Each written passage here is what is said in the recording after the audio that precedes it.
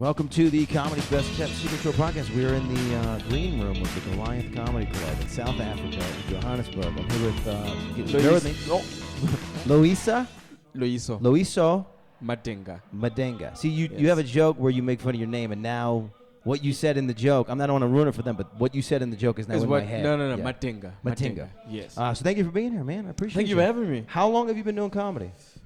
5 years now. That's crazy. You're incredible on stage. Oh, thank you. You crushed man. it last night. Fine. Well, Super we impressed. had a nice crowd last night. Yeah, they were really great. They were really Tonight's great, terrible. It's going to go bad. Tonight? I'm just kidding. How old are you? 30. Okay, nice. Yeah, I'm 30. Very cool. I just look young because I'm moisturized. Dude, so this is my first time in South Africa. So far, it has been... How's it been? I mean, I was trying to tell people before, as a comedian, when you go to a place, nothing is happy until you get to go on stage. So I was here like 4 days, and I was just like walking around. I was like, I don't know, man. And then first night I saw the crowd, and I was like, yes. Yeah, right? This is my motherfucker. Yeah. The crowds here are really dope. So good. Very vocal. They laugh hard. When they appreciate it, they respect you, and there's no... have you been in the United States? Yeah. So in the United States, there's... on occasion, those situations where it's just somebody in the crowd who's drunk and dumb and wants to be a part of the show. And so far, that's not an experience here. So. It's not common. It happens, but it's not appreciated by the crowd or the... Right. Yeah. And it's starting to be particularly common in the U.S. Really? Yeah. So the respect here is great. And that's what I found when I was there is now it's something even Chappelle brings up in his specials a lot now is the whole PC culture. Yeah. As soon as you mention certain subjects, before you even said your angle on it or your stance on something, you have to do a whole other sentence. Bill Burr, every time he says something, he wants to talk about fat people, and he goes, "I know you're not supposed to say this, but you gotta. I know you're not supposed to say this, so much. but." And Chappelle in these last two specials, he said brittle, which I think is the perfect word for it. He said people are so brittle right now. Yeah, they're so sensitive, and it makes it so difficult to deal with. And I don't find that here. You know? Not yet. I don't find that here. No. Well, South Africans are conservative, but it's not extreme. It's like if you find a way to bring a subject in, that's palatable. You still got to be funny. You still got to be clever. You still got to be smart about it. They'll take it in. Yeah. We're not shut off to like, oh no, we don't do that at all. Well, especially in certain parts right now, New York and whatnot, people are just like, no. Yeah. No, you can't do it. Yeah, you can't as soon as you go, my transgender. Yeah. Before you even say friend. Yeah. Or you can't. You're not. Your next word could have been lover. Yeah. And there's like, nope, you can't talk about your transgender lover. Yeah. So it's tough. So the day that I got to South Africa was the day they wrote up Dave Chappelle's special and said, Dave, you can't say that. Which is insane. As a comedian, I think we all understand that a newspaper is not here to tell Dave Chappelle what he can and cannot say. That's crazy. Who are these people? And the crowd loved it. So you're done. It's so weird. It's like I have this gay joke, this joke about homosexuality, right? That I didn't want to do until I did it in a gay club. Yeah. I wanted to go, if they're not laughing, I don't want to do this joke. Right. And that's I smart. do it. Fucking gay guys love it. Oh yeah. Fucking every time I do it, right? That's smart. So you do it in a room with no gay people in it. Straight people are like, they get uncomfortable. They're like looking around. Yeah. Well, it's like, calm down. Gay people love this. They fucking love this joke. Why are you the defenders of gay? Right. Yeah. That's what they should be called. The defenders of gay. The defenders of gay. Marvel brings it's coming out. It's a new movie. Defenders of gay. It's going to be the hottest movie of the summer. This summer, sweaty cracks across the nation. The defenders. So cool, man. So why are you doing comedy? What's wrong with you? What's wrong with it? No, what's wrong with you? With me. No, what was the reason? No, what was the real reason? Why did this thing attract you? I always wanted to do it, and then when I finally did it, it made sense. I wasn't advertising before for many years. No shit. And the first time I got on stage, and it wasn't like an ego thing. It wasn't like I heard the laughter and I was like, forever, I want this. It was literally as I got on stage, before I said hello, it just felt like I was finally in the right place in my life. Yeah. And spiritually or whatever it was, it's like, oh shit, this one's supposed to be. It is one of those things. It just clicks. Yeah, it just clicked. Yeah, that's what it is. And here's the problem with comedy is when you do it and you get on there and that happens, and you just go, well, nothing else matters. Yeah, that's. You're like, everything else is irrelevant. Dog. Like I measure a day on my comedy of the day. Yeah. Like what did I write? What stages did I hit? Yeah. Everything else was like, oh yeah. So nothing else. I talked to my mom. Matters. Yeah, that was it's tough. Yeah. So what was it? Somebody, Trevor Noah, actually, interestingly enough, went on Comedians in Cars Getting Coffee with Jerry Seinfeld, and his schedule. Jerry asked him what his schedule was, and he said, "Well, I wake up at 6 p.m. I go and I do a show. He's on stage by 7 p.m. Yeah. Does a show. He had a one-man show. So you do an hour shows, and he's done by 8. Then he goes to the Comedy Cellar, does a couple spots, does a couple other comedy clubs, does spots. And then he's hanging out with comedians till like 4 a.m., goes home, has breakfast, goes grocery shopping, goes to bed at like 9 or 10 a.m. Yeah. And Jerry just looks at him and goes, "You're going to be fine." Yeah. Because he wakes up and the first thing he does is his favorite thing. I mean, I still have to live in this schedule where like I'm waiting all day just to do comedy. Yeah, you know. Yeah, no, that's a dream though. It's just more stage time. Yeah, like the idea of going. Imagine if you could wake up and meet just you're sleeping upstairs, you wake up and then the show started. That sounds like heaven to me. That's life. Like who else can say that about their job? Right. Like very few people can say that. Like I was watching Chappelle when he was doing the Radio City run. Yes. And he would do a show all week. Yeah. And still hit the clubs and work material. Yes. On the days where he wasn't doing the show. He was doing the show for the whole month. Yeah.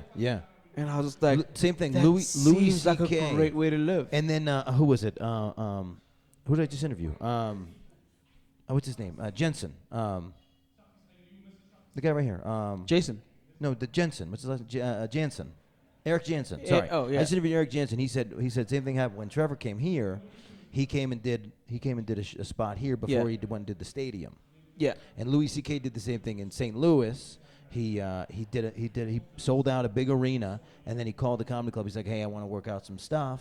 Can I come and do a show right after I do the arena show?" So he came straight from the arena show and played a comedy club for 100 people and like worked out new shit. Jesus. It's a dream, man. It's a dream, man. Yeah. You just want more stage time to get better at this thing. Right. Because you can only get better on its stage. Which it's the only way to do it. Yeah, you're practicing. You gotta get your, what is it, your 10,000 hours? 10,000 hours before you're professional. 10,000 hours. So that's cool. So year 5. Year number 5. 5 years in. Yeah, 5 years into comedy. Which has been dope, man. Things have been happening fast and it's been fun. This is a crazy, wild, and energetic scene. This is great. Oh, yeah, no. It's grown, bro. Like, when Trevor was starting, there were maybe... You could get on stage maybe once a month. Yeah. Literally, in the city, once a month. Yep. Now you can get on stage every night. I'm here 3 weeks. I got 17 shows. I'm only here 21 days. Damn. Actually, it's gonna end up almost being 18 shows. Are you doing Parkers? I'm doing Parkers. I'm doing the other 17, 18, 19, 20. Okay. I'm doing next week at their other club unless it gets canceled. Then I'm doing this show in Braamfontein. Okay. And then I just picked up something in Limpopo. I was supposed to be in Cape. Oh, dope. I was supposed to be in Cape Town, but I got to cancel for Limpopo, and then I'm getting something in Pretoria, and then I'm gonna do all these open mics. Cape Town is really dope scene if you organize, if you make sure you got gigs before you get there. Yeah. They're also growing really fast. Yeah. They're growing really. Yeah. Everybody tells me I got to do it, but it's so far, and the stuff's here. So next trip, I'll make sure I do it. Yeah. What brought you here? What made you go do comedies? I had some friends that were on a program. And they were going to be in Cape Town, and they're going to be in Johannesburg, and they hit me up, and they were like, "Hey, I'm going to be in South Africa for a while," and I was like, "I'm coming." Okay. I hit up everybody I could find in town, and I was like, "If I can get any gigs, I'm coming." Dope. And they said, "Yeah," but I've been wanting to come here for a long time because how new this scene is so exciting to me. Yeah, because In the U.S., I don't know, we're probably 50, 60-year-old scene. You guys are like 25, 30 years as a scene. Yeah. And it's only really a scene now. You could count the amount of comics that we had like for the first 10 years. Yeah. You could literally name all of them. So this is... Which you should also hit Eastern Europe. Yeah. Their new comedy scene. It's like their own vibe. Raw as fuck. Yeah. They're the most honest people. I'm like, when you hit with that much war... Your level of honesty is way higher. Sure, yeah. The Bosnian comics and they're the most ruthless comics I've ever seen in my life. Yeah? But the level of ruthlessness and the intelligence of their humor when matched is just like Yeah, Yeah, that's the I only could way to watch do this it. Yeah, forever. the only way to really get in there is to be able to do it with intelligence, and then you can really break this thing apart. Still gotta sell that. That's thing, that's what we love about this thing. Yeah, I'm like you watch so many guys who think that it's just about saying what you want to say. It's like no. There's a lot of things I would love to say on stage. There's so many pieces that you have to stack. Yeah. There's so many things that you have to balance to make that thing work. That point, which is why when we watch Chappelle, when we watch Burr, when we watch these guys do these hard rock, do these hard ass topics. Yeah. Noah, then we're just like. The audience doesn't know, but we're like, that's not. It's like Shay's. Someone wrote. It was just a comment on Shay's bit about marriage. Yeah. And he said, "What's the next? What next? If you allow gay marriage, Goat. what next? Bestiality." And he's like, "Yeah," and he defends it, and it's funny. The goat. And the guy goat goes, joke. "This guy just defended bestiality." Yeah. And it landed. It's and so- it's like, you don't know how smart you have to be to do It's that. such a funny joke. The goat. Yeah, it's not the worst thing I could do to a goat. Yeah. It's so funny. It's so funny. So good, man. So that's great, man. Fuck. So yeah. So it's good. Yeah. I'm just soaking it up. Like this is. You having a good time, though? I didn't know how good it was gonna be. This is great. This is like a really good situation. So what else? So what do you do? So then you said you're 5 years in. You're not waking up and getting a meeting on stage. So what else do you do with your time at this point? I try to do this most of the time. If I wake up and I write. That's like I wake up, go to the coffee shop, write. Then the rest of the day is just doing stuff like I do voiceovers. No shit. I do a lot of voiceovers for stuff and. Hey, wait, do like a quick pitch for this is called the Comedy's Best Kept Secret Tour podcast. Just do like a little. This is Loyiso Madinga, and you're listening to Comedy's Best Kept Secret Tour podcast. Stay tuned for more comedy. Stay tuned for more comedians from around the world. You're fired. No, here's what I noticed. I've only been here 4 days. I love proper English. Like I don't. Yeah, we don't speak well. Yeah. Yeah, I texted a friend. I texted a friend of mine. I texted, you got to check out this movie, and then I was like, after you watch it, you must tell me how you liked it. Which is not like that's normal for you, but I would just say, tell me how you liked it. But you must tell me. You must tell me. I was like, well, you must tell me how you liked it. I had my inner South African in my head talking. You must tell me. This is fun. So, yeah, you're fine. It's like it's small things with the pronunciation, because sometimes, a lot of the time, what I've noticed is waiters here and in the States, the water and water thing. Water. It fucks up waiters. Water. South Africans here. Can I have some water? Water. What do they think? What do they think we're saying? We have no idea what you're saying. We have no idea. And in the States, when you go, can I have a glass of water, please? And they look at you like, what? What is water? What is water? Now, sir. And I go, water. And water. And they look at me like I'm an idiot. Like, but why did you say? Why didn't you say water? Why did you say water? Why are you such a weirdo? No, here's worse. My sister married a guy from Philadelphia, and he says wooder. Wooder. Wooder. What the fuck? Yeah. First guy I knew from Philly, he would say wooder to me. It took me like a month to find out. Hang on, we'll get you on the mic at the end of this.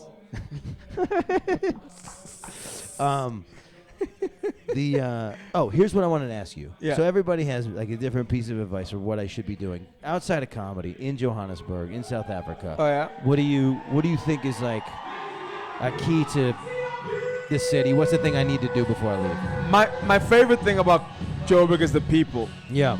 So hitting bars is always a dope thing. We're always listening out for an accent. Yeah. And if people hear you, they'll welcome you to the group, and you'll meet great people. That's my favorite thing about this city. Yeah. So you gotta hit the bars. Yeah. You gotta hit Braamfontein. So I did that a little bit already. We went to Melville last night. So where else? Dope. Melville's dope. Just stay within the highways that go around Joburg. Yeah. Stay within that. Oh yeah. Outside it just starts everybody has this weird piece of advice that they think I'm gonna get mugged or robbed. About? Then I'm gonna get robbed. Everybody's like telling me how much I'm gonna get robbed, which I'm not. I don't walk around with that normal fear. Not more than you would get robbed anywhere else. Right. That's like how if I you feel. just like. Yeah. You're not gonna walk around with your boombox. Yeah. Nobody has boomboxes. No, anymore. I don't know why I gave that example.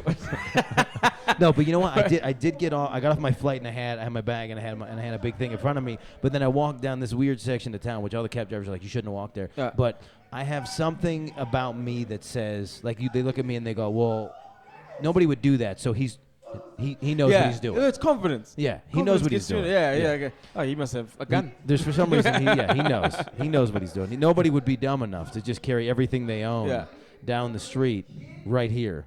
So that's cool. Nah, you'll be fine. Listen, you're going on stage in a couple minutes, so let's get you off. Let's plug all your stuff. Are you on Instagram? Are you on Twitter? Yeah, I'm on Instagram and Twitter. Loyiso Madinga, LOYISO MADINGA. And look him up, man. I just dropped my one-man show, so I'm gonna put that stuff on YouTube soon. 60 minutes? 60 minutes, yeah, awesome, 1 hour. Man. Just got onto TV now, and now working on new material, which sucks. Just clean the slate and start over. Fact, man. Well, you're doing fine. Yeah, I appreciate you, man. Thank you. Thanks Thank a lot. you for having me. And then let's get Mo. Let's get Mo up on. Appreciate you. I'm just gonna keep it rocking. We're just gonna bring you right in. Yeah. Hell yeah. Come on in. Go ahead and introduce yourself. Just to catch up. To you or to them? To everybody, yeah. Hey, what's up? My name is Mothebe. Mo_MOTHEBE.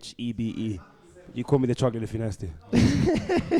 And then we're just gonna keep tight because we got all this shit going on. But thank you for being here, man. I watched you perform last night and tonight. You're a very funny dude. Thanks, my brother. I'm excited to be at this club. I feel super privileged and I feel a little bit like I snuck in here. Yeah, it's the best comedy club in the country. It's great. It's probably the continent. Yeah. It's yeah, not, I mean, you're being slightly facetious, but you're not wrong. No. You're not wrong. It's fantastic here. No, it's the best. And all these guys, and this is crazy. So I didn't really know what level we were really dealing with because I've never been here. I don't, as a dumb American, we just don't go outside of our circle very much. So I got here. Jason's sitting outside. Eric's sitting outside. And just little kids are coming up and like, hey, can I take a picture with you? And I was like, oh fuck. I was like, I need to check myself here. This is real. It's the beauty of this place. You get like guys that are proper A-listers in the country, and then you got like up and coming guys that are like people recognize. But you don't know what, like, you're like, aren't you that? Yeah. So guys on the cusp, like bubbling under guys. Yeah. So it's a great place. And that's what's great. I mean, that's what's great about comedy and the right kind of comedy club is being able to see that. Oh yeah. And it's just like it's a marathon, not a sprint. Yeah. So sometimes some people in it for the wrong reasons. Yeah. And the comedy guys kind of take them out. They filter out the people that are just for the fame and not for the love of the craft. Yeah. That's what comedians appreciate the most because. There's a lot of ways into this business. There's no barriers to entry, so anyone can do it. Yeah. That's the one thing. Anyone can jump in. Yeah. Everybody can get in, but you're gonna get filtered out. Natural selection, I like to call it. You gotta be good. You cannot be bad at this and continue. It's just not possible. Lately, I've been thinking that like there has to be an element of natural funny as well. Yeah. Some guys can be great writers and all that stuff, but like the natural funny is like if you like a soccer player. Yeah. A guy that trains a lot doesn't have natural ability. Yeah. Versus a guy that trains a lot and then also has natural ability. Yeah. At one point, the natural ability will. Yeah. If they're working equally as hard, the natural ability will just tip them over. Yeah, for sure. Yeah. That's in the U.S. we just call everybody LeBron when we talk about that. It's just LeBron because he could have played any. He could have been a soccer player. Yeah. Could have been a football player. But could have been anything. He's remarkable there. Yeah. He's unbelievable. He's 17. Yeah. So how long you been doing comedy? This is my 5th year. Okay. No shit. Started 2013. Yeah. Wow. It's my 5th year going. Yeah. That's crazy. What have you learned? I think the most important thing I've learned recently is that like we're alone when we're on stage, but we're together in the thing. Yeah. Yeah. So we help each other. Like a sense of community amongst comedians. There really is here. And it's very important. Yeah. It's very important. Yeah. The bigger a scene gets, the more it starts to chip off. And tinier groups start to form. Yeah, because ours is it's a young industry, so we actually help each other out a lot. No, it's fantastic. There's a lot of camaraderie. Yeah. This is what I was saying to Eric. Nobody was like, people were just like kind of nice to me yesterday before I got on stage. They were like, oh yeah. Then I got off stage and I did well, and they were like, hey, we got these other shows, and I was like, okay, thank God, thanks. It's good. Yeah, I mean it's game recognized game. More like a show you've died and no one wants to make like you have a horrible show, no one wants to make eye contact. Pat you on the head, yeah. Or just everyone's avoiding eye contact. And shit. Right. Yeah. It's one of those things. So it's fun, man. It's good. It's good. Thanks. Oh shit, cameo. Robert All Black Collins. Yeah, I think. Well, so we had 4 or 5 times scheduled. Robby Collins. We'll get him on. Good. So this is fun, man. So okay, so I this is what I ask everybody everywhere is like, why comedy? I always wanted to do the thing, right? And then when I was 14, a friend of mine, remember the floppy disks?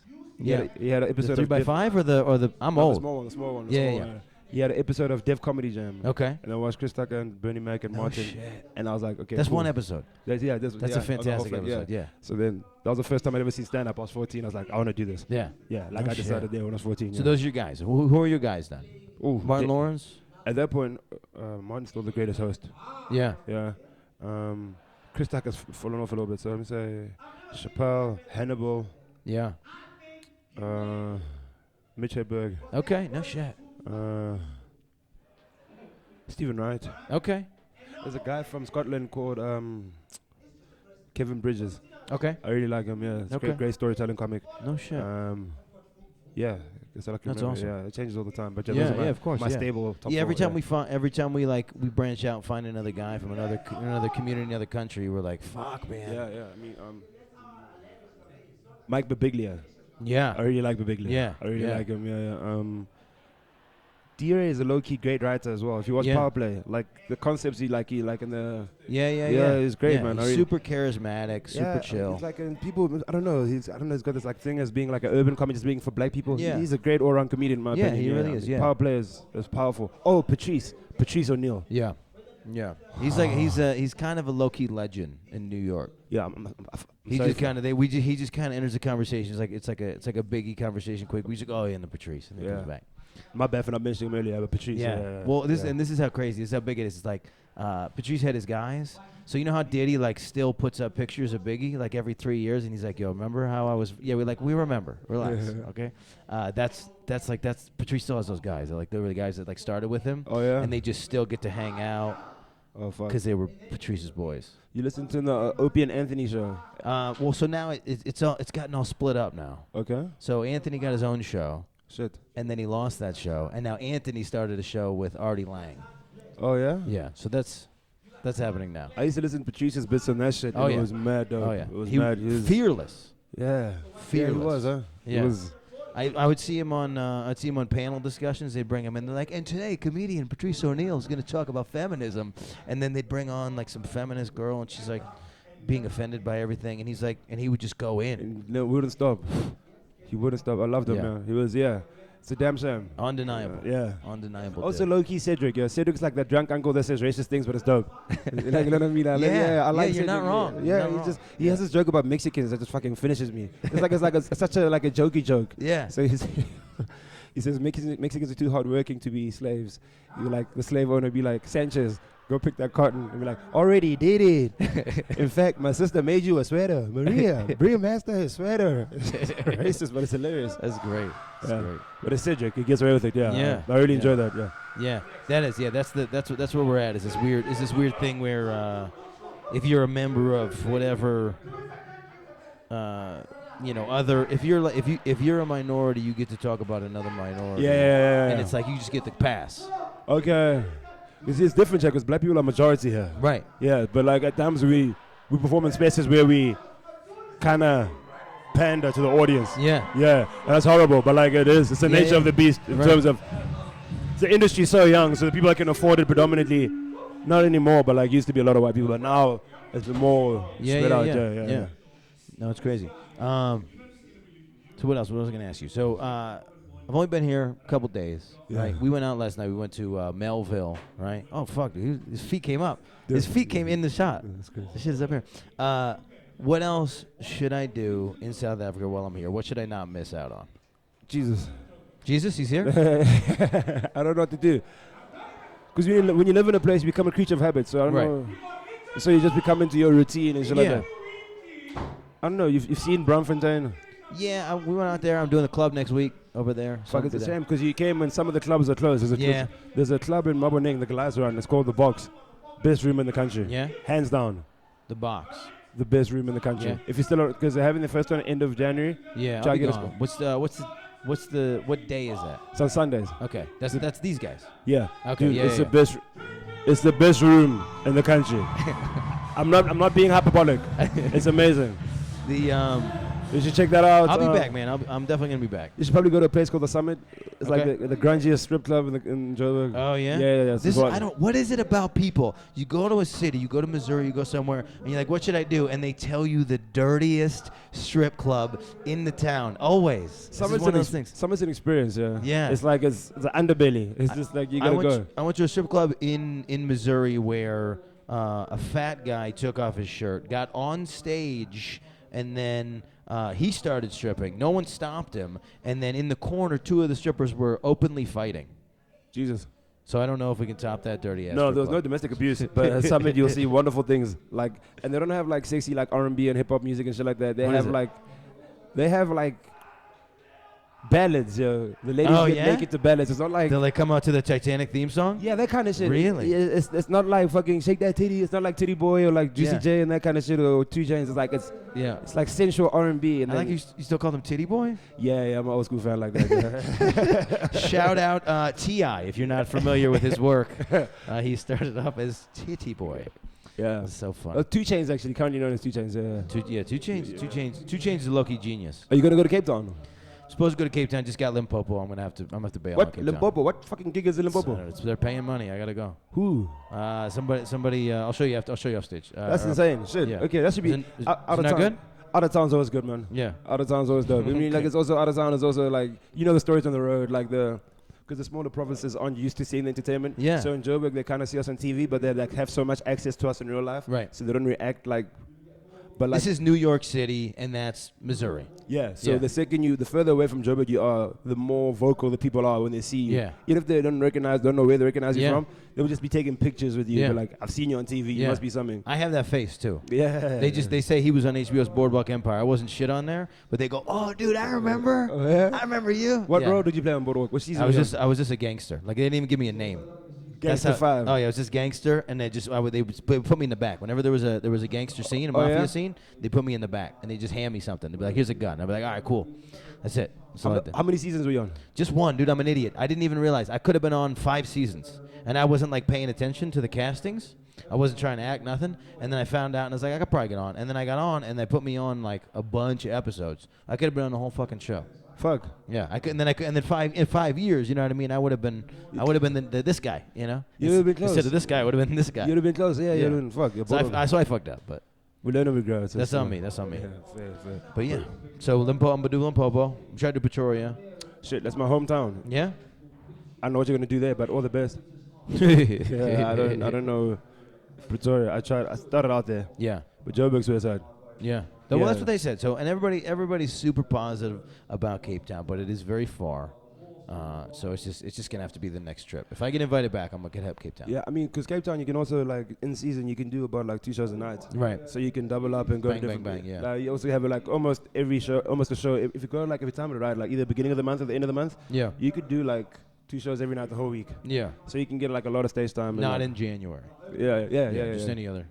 Yeah, so there's a lot of open mics, but it's a platform to try new shit as well. Yeah, that's cool. There's one. I'm gonna check out Poppies on Monday. Oh shit, yeah, Poppies is dope. Yeah, Poppies is it's a nice place to try new material. It's free, so like, but they don't behave like a free audience. They're legit. They're good. They're good. Respectful. Yeah, you don't expect it from a free audience. They're like they've become a comedy audience. They become a comedy audience. Nice. All right. Well, let me since we're doing this whole thing and trying to get everybody on in the green room. Cool. I'm gonna bring Jason on. But let's plug you with everything. Everything you got. All your Instagrams, all your every social media platform is everything. Mo Twitter, underscore Snapchat, Mothebe. Pinterest. No. Sorry, I'm cutting you off. Go. Sorry, say it again. All the shits, man. Facebook, Instagram, Twitter. It's Mo underscore Mothebe. Swags. Cool. Thank you, man. Appreciate you. All the best, brother. Thanks a lot. Salutas. I'll bring on Jason Goliath, one of the brain children of Goliath and Goliath. I didn't know. I should have done more research. As soon as I got in town and I found out that I was working with Jason Goliath, people were like, "Yo, you're doing the right shit here." Yeah, you're lying, but I appreciate your American lies. Thank you for having me, man. This is dope, man. This is a fantastic club. I appreciate that. I can't. Like, here's where I'm at. I have this weird want and need and desire to tell as many people as I can, and then I have this weird inside thing that says, "Don't tell anybody," and let this be your secret. You know what I mean? It's like I don't want everybody to come. It's like Fight Club. Yeah, It's like Fight Club. I wish it wasn't. Yeah. I wish people would just tell everybody. But it is kind of one of those things that it's so great you want to keep it a secret. It's too good. You don't want to spoil You don't it. wanna wear it out. Or with the beach. You saw the beach? The beach? Yeah, Leonardo DiCaprio and all these people. They found this sick beach. I've been to that beach And they in fucking Thailand. I've been and there. they were like, and if you tell anybody about the beach, we're gonna stab you in the dick. And they told people. They told and now people. you've got a queue to get to the beach. Right, That's right, exactly what happened. right. So I would really love just tell people, and then they can queue Yeah. to get into the club. That'll make me happy. Yeah, hell yeah. But this is great. So, just gonna put this out there. You are an incredible host. You thank fucking you. hold the show together like I've never seen. I love the respect, the way they handle things here. It's very similar to what I know about British comedy clubs. That's the first place I actually saw comedy. I got on stage in the States, and then I immediately moved to London for 6 months for school, and I just hung out at comedy clubs. Yeah. And I just watched. I didn't go on stage, I just watched. I was 20 years old, and no shit. I think I was actually 19 years old, and I was just watching. It was great, and just the respect that you get, and the respect that you guys create in this room.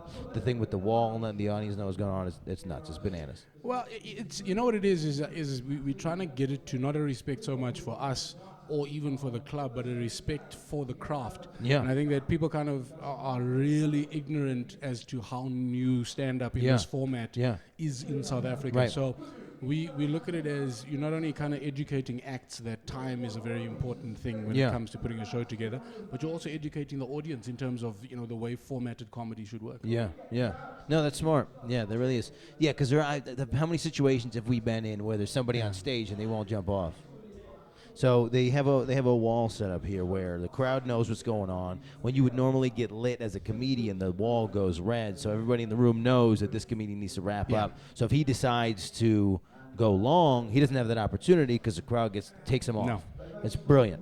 100%, and it's also become like another character in the room. Yeah. So most clubs in the world, the red light or whatever the and now it's just mechanism they people are use, lazy, man. They just flashlight you. 100%, and the audience is not involved. Right. So with us, the audience look forward to a red wall and being somebody being flashed off stage. It becomes a thing. Yeah. So they're involved, and it worked out. Yeah. Ask me something interesting. Ask me something better than I've ever been asked. No. Just no pressure. Just put yourself. I believe in you, man. I'm not gonna do that. I believe. No, I want to know. This is an important thing for me and for a lot of people because I really do. I see the way that you talk to the crowd and the way that you explain comedy to them and the way that you tell them that you love them and you appreciate them and that's important to me. That's how I feel. Like comedy is the most important thing, which is the reason why I wanted to come here. Which is the reason why when all this stuff's happened in the U.S. where they're telling Dave Chappelle what he can't say, it pains me. So what was it about comedy that drew you to it and made you stick with this thing? I mean, I'm gonna be honest. I've never been this honest, but Chris Rock came out to South Africa in 2008. Yeah. And I went to watch him in a 5,000 seat arena. Yeah. And if I'm honest, I'd always loved rock, but Yeah. I'd never been. Rock is my guy. Yeah. So I go watch him, and I'm sitting right in the back row, on top of the grandstand, literally the cheapest seats in the house, back against You're the last guy. wall. And this tiny little man had 5,000 people in physical agony because he came so hard that I was like at a point, I was like, dude, just stop talking for 10 seconds just so that I can release. The ab workout, yeah. And I was just like, I want that power. I mean, I love making people laugh, and that's the first love, but it was that power to be able to use words to literally describe something. Thank you. Service is great. That's incredible. But to be able to use literally just your words and take people on a journey that they could physically feel. Unbelievable. And that's been the thing. And I always go, I don't love stand-up comedy. I'm in love with stand-up comedy. Yeah, every day. Every single day. And I don't know. I don't know how many people. A lot of people are new to watching comedy. They'll watch a special on Netflix, whatever. Those people that haven't been in the room for live comedy just don't get it. They don't understand. It's a whole other experience. It's tangible. It's and what's palpable. happening in that room is what the comedy ends up being about. And that is my favorite part. And when you can find that thing, that for some reason this room tonight relates to this one thing, and you find that thing and you just fucking exploit it. Nothing like it. It's not only beautiful, but it's something that I feel grateful to be able to do. And I think a lot of comics are like that, because I think the thing that binds us is we are all very conscious of how difficult this thing is. Yeah. You know, and how terrible it feels when you bomb. Yeah. Yet how amazing it feels when you win. Yeah. It's just I mean, and there's nothing like it. I mean, it wasn't until a couple years in that I started understanding why some big acts, some big names end up doing drugs, is because you get off stage and there's nothing. Yes. It's nothing like it. You're like, how do I get that when I'm not doing that? And the only way to do it is to put heroin in your dick. I always describe it to people exactly like that way, is that a good set is like a drug. I once said that for years, I argued when people would make a reference. So you'd go, how's the chocolate cake? And she'd go, oh my God, it's better than sex. And I'd always go, that's because you're doing the sex wrong. Right, right. Comedy, for me, the only reason it's better than sex is because the high I get when I come off of a good set can last 7 days. Yeah, for sure. I don't care how good your sex is. If you've been doing it for a long time and you're still reminiscing 3 days after, you're not having enough sex. You know what I mean? Let's just clear that up.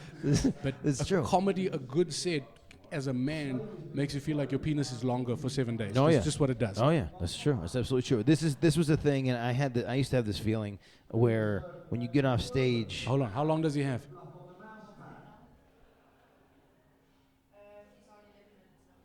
All right, cool. So you have 4 more minutes? Yeah, you can put it red on 13, please, baby.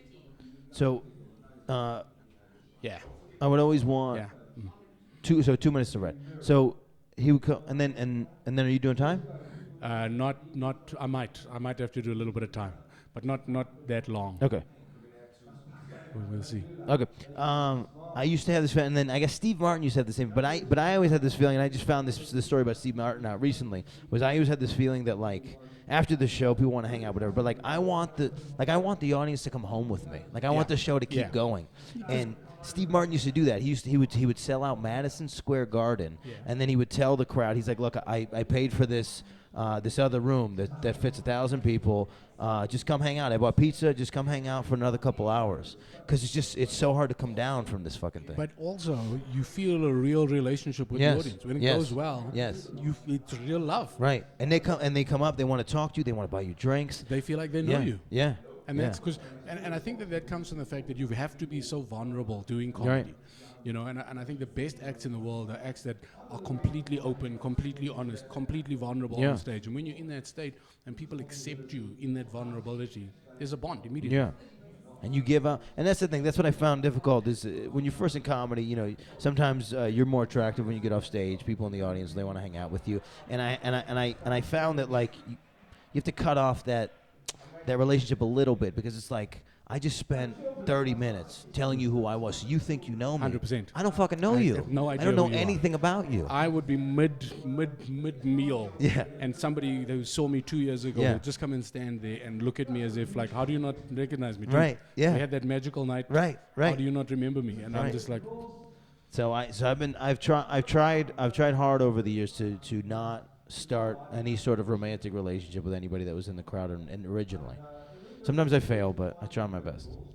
He's lying. That's basically the only reason we do the thing. That's the objective. That's the objective. No, I'll let you know when. I've had in-depth arguments where I was like telling comedians on the road. When we first get on the road, I was like, don't fuck the crowd. Do not fuck the crowd.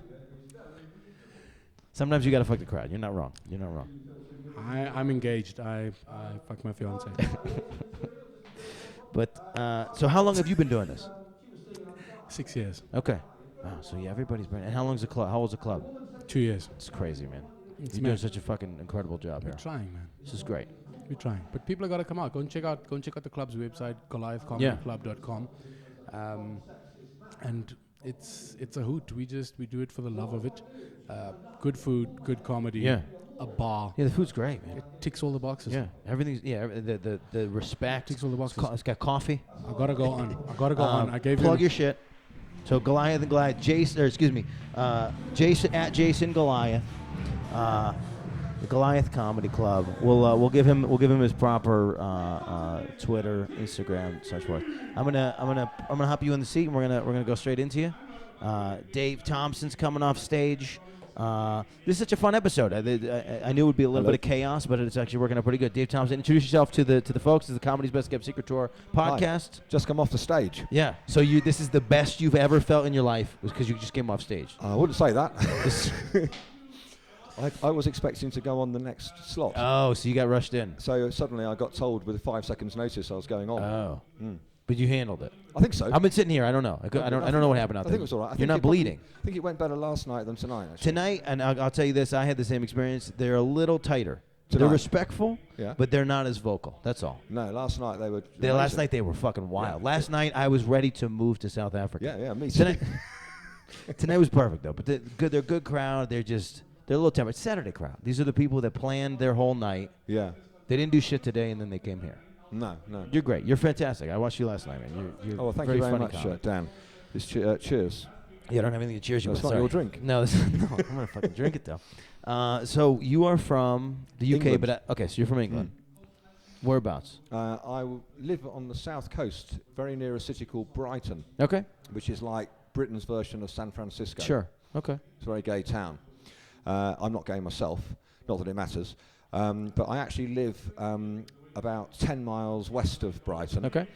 In a place called Shoreham by Sea. Okay. Which is a beautiful little place. I'm very happy to live there. Yeah. Lovely beach. Very cool. A yacht club. A little airport even. Yeah. And you're killing them while you're here. I got a couple of gigs when I was out here, but you're doing 2 comedy clubs in one night this whole weekend. Yeah. So how's that going? It's good. This is actually the last one. Yeah? And then I fly to Cape Town on Monday. Nice. And then what are you doing in Cape Town? Yeah, I'm doing the Cape Town Comedy Club there. Oh, very cool. Very cool. And then what's that, the whole week? Yeah, for the whole week. And then I'm going to take, I think, about a week and a half off. I might see if I can get any other little gigs that might be going. But otherwise, I'm going to see if I can get on the beach. Nice. Nice. Very cool. Very cool. So how long have you been doing comedy? Pardon? How long have you been doing comedy? Well, I'm sort of ashamed or embarrassed to answer this question truthfully. It's 32 years. Okay. Yeah, it'll be on June the 10th this year. It'll be 33 years since my first attempt. There's no shame. There's no shame in that. Why would that be shameful? Well, because I'm not a massive Hollywood film star. But I don't know, man. I think you're doing the right things. I didn't know. I had the luck that they said I emailed them out of the blue and they said yes. But this room I think is one of the hottest rooms I've played on earth. It doesn't look like it when you look at the room. You think well lit, big. Yeah. It doesn't look like it, but the people have got so much soul. They love it. Yeah. So is this your first time here? I've been to South Africa before, but this is the first 2 nights I've done at this club. Nice, very cool. I did Parker's Comedy Club 7 years ago. How was your experience at Parker's? I'm playing there in a couple weeks. How was your experience at Parker's? I'm playing there in a couple weeks. What you mean at Parker's? Yeah. It was great. It was really good. Nice. I started on Wednesday night, and I did the last one tonight. Nice. Every night I was editing material and stuff. I recorded every gig. Nice. And then I listened to it and I worked out because I found 7 years ago they got jokes which they didn't get this time. Yeah. Which I think maybe the demographic has changed. Sure. So there were jokes I did and this time and I did them once and didn't do them again because the audience didn't really get them. Yeah, it's interesting. That was my first. That was my first 2 hours before I went on yesterday. I was like, look, I was going through my jokes and I was like, I don't know if they're gonna get this reference or this reference, and I'm asking them what's your? It's this kind of restaurant. What would that be here? So there's all these little things that. Yeah. Don't seem, while you're doing it, they don't seem to matter because you're from the place you're telling the jokes. But then you get outside of that and you realize just that little word, that little restaurant, whatever it is, that props up the rest of the joke. And without that little piece, the whole thing topples. Yeah. And so sometimes you just say the wrong word because you're lost in translation, and then the crowd's like, I don't know what that is. That's slightly reassuring in some ways because so many things are the same. I mean, there's more moles in Johannesburg. Yeah. Than per capita than anywhere else in the world. Yeah. And for me, moles are the same. You could be in anywhere in the world. It's like an airport. Yeah. Same chain stores and stuff. Yeah. So when you do find that you have to adapt your material for an audience when you go to a different country, it's slightly reassuring because it shows that it's everywhere in the world isn't exactly the same. Yeah, yeah. It is, and it isn't. Yeah, it's cool. It is that I think as a comedian, wherever you start, you think that place, you think that your jokes are specific to that place, and then you start traveling, you start looking at stuff, and you kind of start to realize that everywhere is kind of the same, man. Yeah. I'm in Johannesburg, South Africa, and there's a fucking casino up the street. There's a casino in Iowa that I just played. You know, there's a casino in my hometown. Like, there's just certain human things that corporations have taken over, and they've decided that's what people are into. I think it's because it's owned by the same few people. It absolutely is owned by the same people. I had a sushi burrito yesterday in Johannesburg. Yeah, sushi burrito. Sushi burrito. Yeah, it's like the hottest thing in New York City. I got here, I saw it, and I was like, I got to get a sushi burrito. Yeah. Well, when I was eating raw fish, I always thought what this needs is refried beans. So, 32 years, that's nuts, man. So so how many countries do you play as a UK comedian? Well, I've done, I think, 34 countries outside the shit. UK. Wow. And 2 cruise ships. Wow. I've done the Falkland Islands. Okay. That's the most southerly gig I've ever done in my life. And is that still British? It is, yeah. Yep. And I've done, the most northerly I've done is a place called Trondheim in Norway. Okay. I've also done Turku in Finland, which is nearly as far north. Very cool. And the I have heard, like, I know a lot of New York comedians I knew would go to Scandinavia. They would play Helsinki. They would play a lot of those places. So I have heard that the Scandinavian audiences are great. Yeah, there's Helsinki, and there's Tampere is the most northerly place. It's very near a place called Nokia. Okay. No prizes for guessing what they make there. And the most easterly place I've ever played is only Oman. I've played Muscat in Oman. Interesting. Yeah. Interesting. But I'd like to do Southeast Asia, but it's quite hard to get in. That's on my list. I really wanna. I got China as one of my next ones on my list. China. There's a small scene that brings American comedians. I don't know. It seems like these guys, South Africa, they get a lot of invites to Canada. Yeah. A lot more than even the U.S. And we're right there, but there's less invites for us to go to Canada. Yeah. So it's these fun little scenes. Well, it's harder to get into the U.S., isn't it? It's more difficult to get a visa to work. Yeah. Well, I think to play a lot of the clubs and a lot of the gigs that exist would be a visa-less situation. But I'm not a. I had a scuba diving accident in Thailand, and it made me slightly deaf. So I didn't actually hear what you said. Well, we were also in the green room. It's also very loud. But I was basically just saying, come without a visa and play anyway. It's probably horrible advice. But no, it's good, man. But I love it. So my first experience with comedy was I moved to London. Yeah. Oh, really? And I just watched comedians. I was there with school. When I was 19 or 20, and I had just decided that this is what I wanted to do. Yeah. And I was too nervous to get on stage in another country, so I just got a job at a comedy club, and I was just picking up glasses. Yeah. And the respect here, there, and in other countries that people have for comedy, I think is far greater than it is in the U.S. From an audience perspective. In London? Way more respect. When somebody shouts out, it's more of like an invite for a battle of wits. Yeah, in Britain. Whereas in the U.S., it's just somebody drunk who's trying to ruin the show and make it about them. Yeah. I haven't done it in America for a long time. Yeah. So, but always used to be the barbarians on the edge of Europe. Yeah. And people would be aggressive, and they'd test you out to see whether you could handle an aggressive, destructive heckle. Yes, but they like respected the art form, and it was more of a challenge than like a slight. Does that make sense? Yeah. It was sort of both. If you had the comeback, then they might respect you. But it would often be quite aggressive. Not so much nowadays, I think. Yeah. So you live in New York? I live in New York. Yeah, this is wow. True. Yeah. I went to New York once.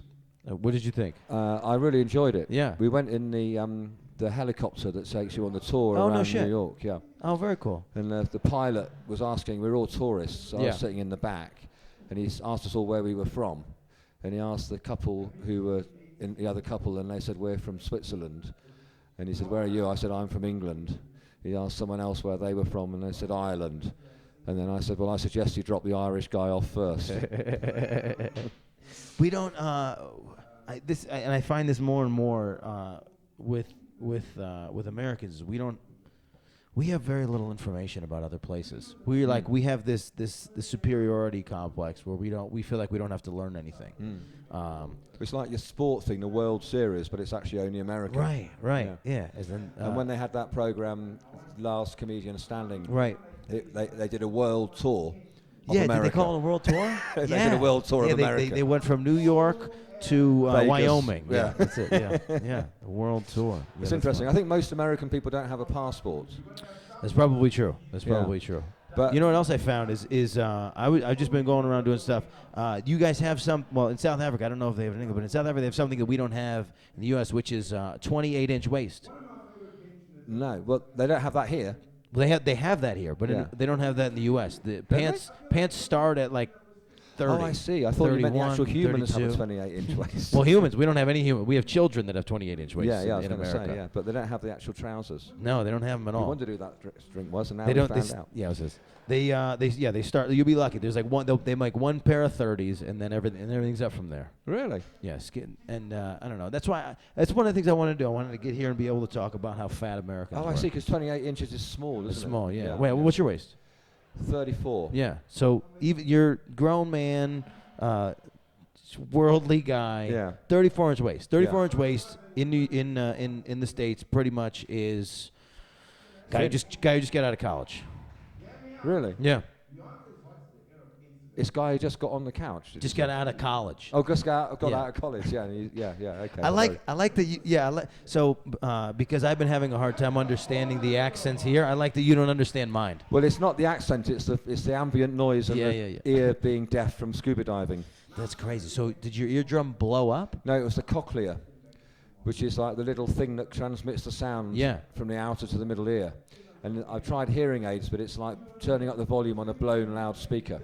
Oh wow! So it's just and we're in a reflective acoustic environment. It's horrible. Yeah, it's coming out okay, but I was worried. I was worried about it. But that just explains why I don't understand. I feel a bit sweaty because I literally just walked off stage. Well, listen, let's plug. There's almost going on an hour episode. Let's plug your Twitter. Let's plug your whatever you have, your social media, and then we'll wrap the show up. Oh, okay. What, my social media? Yeah. Okay. Well, my Facebook URL is Funny Dave Thompson. Facebook.com. Yep. Funny Dave Thompson. Funny Dave Thompson. The Twitter is Dave Thompson Ha.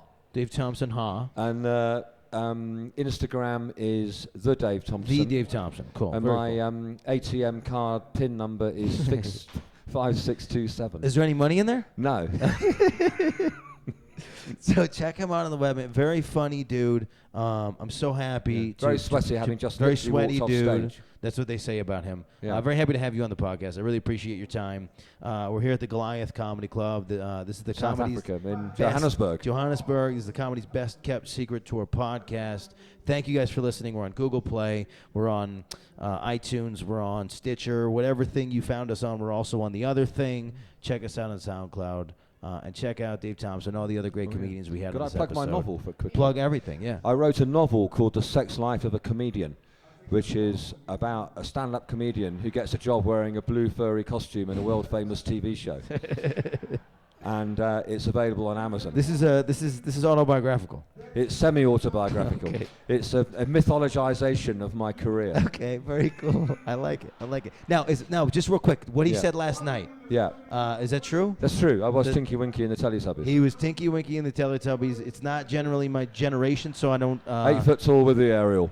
That's insane. That's how you got your start in this industry. The one with the red purse. That goes to show what.